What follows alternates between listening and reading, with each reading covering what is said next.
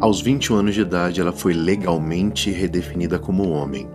Herculine Barban teria sua vida virada de cabeça para baixo com essa mudança. Mas para você entender essa história, eu preciso te contar alguns detalhes.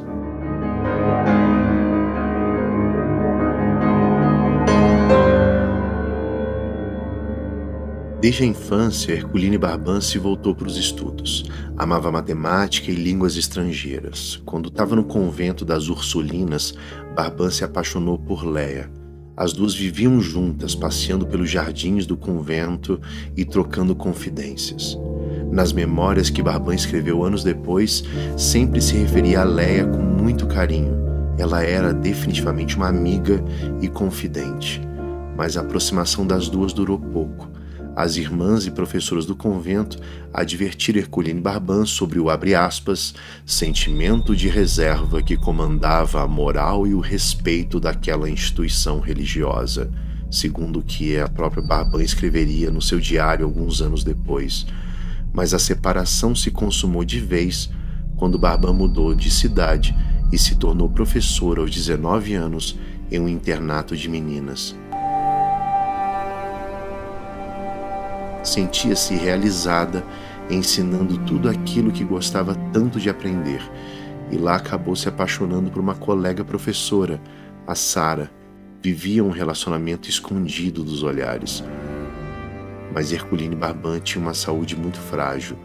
Desde a puberdade sentia um mal-estar constante. Com o tempo, passou também a sentir fortes dores na virilha. Sara insistiu para que ela buscasse aconselhamento. Barban acabou cedendo e buscou um médico, o Dr. Chesney. Nas suas memórias, ela conta como a consulta aconteceu no fim da tarde. Narra como o médico a examinou à beira da cama. Conta como o Dr. Chesney ficou atordoado. No relatório que redigiu pouco tempo depois, o médico descreveu que o corpo de Barban era, segundo ele, ambíguo. Tinha órgãos sexuais semelhantes aos femininos, mas sem útero ou ovários. Tinha um pequeno pênis e testículos. A conclusão do médico foi que Barban era o que à época era chamado de hermafrodita. Mas lá no século XIX havia um critério simplório levado em conta pela medicina. Os órgãos masculinos preponderariam sobre os femininos. E a decisão do Dr. Chesney seguiu essa linha. Barban, para ele, não era uma mulher, mas sim um homem. Ele recomenda então juridicamente a redesignação legal e a mudança do status de Barban. Esse processo acaba sendo concluído só em 1860 e Herculine Barban é renomeada Abel Barban. É expulsa do internato para meninas, perde o contato com Sara e todas aquelas amigas que conhecia. Passa a ter que performar uma outra identidade. Roupas, gestos, círculos sociais, tudo deveria mudar, e da noite para o dia. O caso acaba se tornando um escândalo na cidade pequena do interior da França onde ela morava. Parecia impossível suportar os olhares que agora se voltavam a Barban. Tentando viver no anonimato, ela acaba se mudando para Paris. Tenta se mesclar na multidão da cidade grande. Tenta interpretar esse outro papel que era forçado para ele. Toda a educação que recebeu nos anos anteriores de nada servia para o seu novo corpo em Paris. Tenta conseguir um emprego na estrada de ferro que era construída próxima à cidade, mas o trabalho não se concretizou. Tentou se inscrever em uma agência de empregos domésticos, mas se sentia constantemente doente, com um mal-estar constante e não tinha experiência prévia. Acabou sendo rejeitada. É isolado, desprezada, abandonado. Surge a possibilidade de trabalhar como garçom em um navio que iria para os Estados Unidos, mas ela mais uma vez é frustrada. A partida é adiada 1, 2, 3 vezes. Parece que Barban não fazia parte daquele mundo, que não havia onde se encaixar. Quem determinou essa existência do corpo de Barban foi o saber médico. Foi esse saber que se impôs juridicamente sobre ela, e ela foi tornada ele.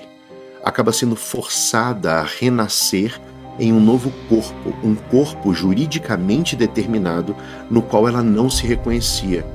É uma autoridade, a autoridade médica, que determina quem ela é, mas ela não consegue se enquadrar nesse novo corpo. Em Paris, Barban se refugiava no que mais gostava, a leitura. Em certo momento das suas memórias, ela escreveu, abre aspas, confesso que fiquei particularmente transtornada com a leitura das Metamorfoses de Ovídio. Quem as conhece pode ter uma ideia do que significam. Esse achado tinha para mim uma singularidade que a continuação da minha história provará. Ovídio, no ano 8º depois de Cristo, juntou lendas helênicas da época. Escreveu o livro As Metamorfoses, e parece que foi esse livro que consolou Barban de alguma forma. Uma das coisas que Ovídio tratou, e Barban quase 2000 anos depois leu, foi o mito de Hermafrodito. Ele era filho de Hermes e Afrodite, tinha traços tanto da mãe quanto do pai. Ao tomar banho em um lago, ele foi visto pela ninfa Salmacis, que se apaixonou por ele.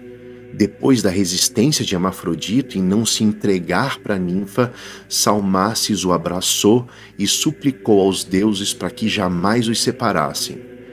E os deuses atenderam. Os corpos dos dois se uniram, tornando-se um só corpo com uma forma dupla. Não se podia dizer se era mulher ou homem. Não era nenhum nem outro, mas sim um e outro. Aquele poema romano do ano 8º depois de Cristo, de alguma forma, ajudou Barban no ano de 1860. Ela não era Abel ou Herculine, mas sim Abel e Herculine. Ela era ambos. Uma existência que não era permitida pela lei e pela determinação médica, mas que Barban conseguia a partir da leitura do saber de Ovídio e da tradição helênica. E não significava enquadrar-se como mulher, mas como outra coisa. Mais adiante nas memórias, Barban consolida essa outra versão sobre si mesma, como que se dirigindo a todos aqueles que a forçaram àquela realidade, ela escreve, abre aspas, minha natureza angelical paira por sobre todas as vossas inomináveis misérias, pois me dissestes que não há lugar para mim em vossa estreita esfera. Mas eu, que esmigalhastes com os pés, eu vos dominarei com toda a superioridade de minha natureza imaterial, virginal. Barban, seja Herculine ou Abel, tenta tomar as rédeas da definição do próprio corpo. Enquadra-se através de outras referências que não a referência médica, tenta localizar a si mesmo em um lugar para além daqueles que tinha reservado. É assim que consegue algum sentido para si naquela cidade tão hostil. Paris a recusava, a negava, mas Ovídio, de alguma forma, a aceitava. As memórias escritas por Barban chegaram até nós.